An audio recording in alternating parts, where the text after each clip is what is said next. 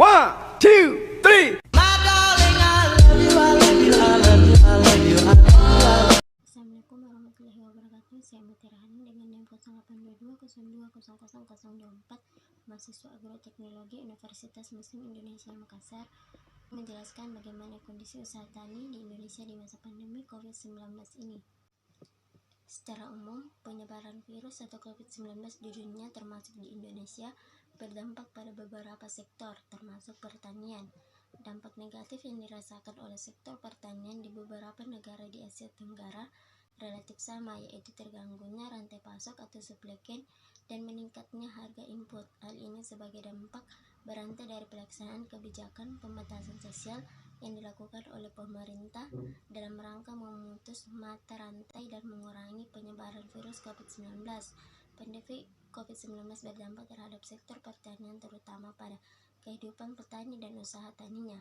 Beberapa komponen yang akan dipengaruhi secara langsung oleh kejadian pandemi COVID-19 antara lain: yang pertama, kesehatan petani dan pelaku usaha pertanian; yang kedua, produktivitas dan produksi pangan; yang ketiga, tenaga kerja pertanian di pedesaan; yang keempat, distribusi bahan pangan dan produk pertanian; yang kelima, konsumsi pangan penduduk; dan yang keenam, harga-harga produk pangan.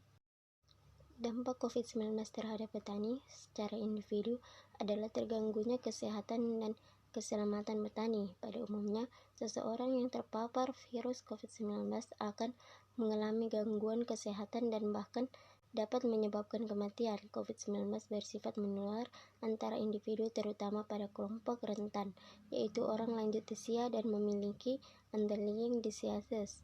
Usia rata-rata pasien COVID-19 berkisar antara 47 sampai 59 tahun. Adalah pasien perempuan. Penduduk yang berusia lanjut di atas 50 tahun sangat rentan terinfeksi virus COVID-19. Kerentanan terpapar COVID-19 menjadi semakin besar ketika usia lanjut disertai dengan penyakit tertentu seperti diabetes, asma, jantung, darah tinggi, serta daya tahan tubuh yang rendah. Kesehatan dan keselamatan petani.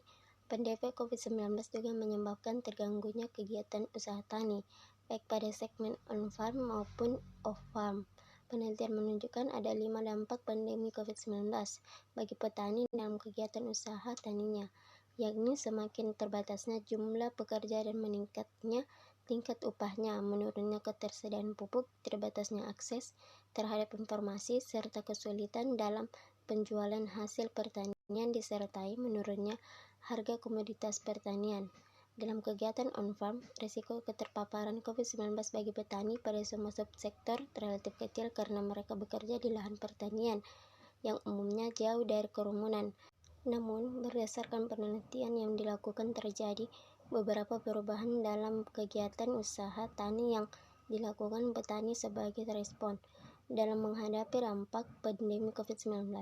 Aktivitas tersebut diantaranya adalah perubahan musim tanam, perubahan aktivitas pertanian sehari-hari, perubahan komoditas yang diusahakan, perluasan lahan, dan perubahan modal usaha tani.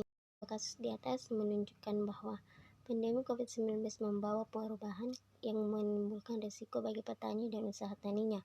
Meskipun beberapa perubahan terjadi dalam kegiatan on-farm, kegiatan tersebut masih relatif stabil dibanding dengan perubahan yang terjadi pada kegiatan off-farm. Hasil survei BPS 2020 menunjukkan bahwa sekitar 76,6% usaha yang bergerak di bidang budidaya pertanian termasuk yang masih mampu bertahan seperti saat sebelum COVID-19.